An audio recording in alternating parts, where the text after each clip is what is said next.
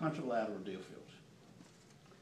Now, when we have a contralateral Deerfield, and if we have like a reversed cervical curve, more than likely the listing would be a PS occiput.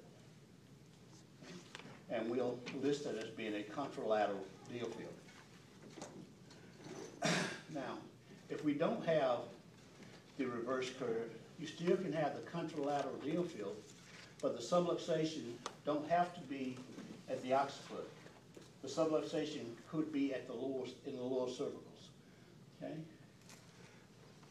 That's when we'll have to palpate and actually find out where the subluxation is through palpation. And that's why it's called the hidden Deerfield also. Okay, so if we have the reverse curve, the kyphosis in the cervical spine, it will be the contralateral Deerfield. And if we don't have that, it still could be the occiput, but it may not be the occiput. You just have to palpate and find it. Okay? And it also could be like right and left cervical syndrome, like we done yesterday. Okay? So let's do that one. So, like the bilateral cervical syndrome, we'll start out with balanced legs.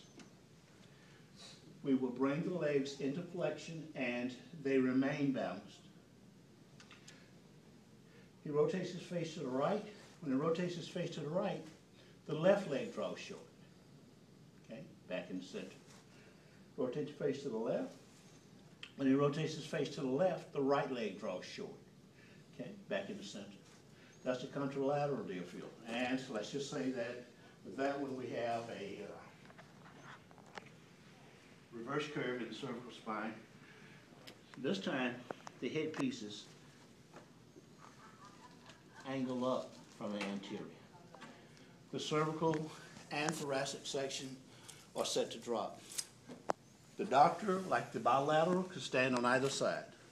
The nail points are the same, the thenar pad. We're moving a little closer. You may come a little bit more superior. We're rolling right behind the mastoid groove. And this time when we thrust, we're thrusting in that direction. Okay?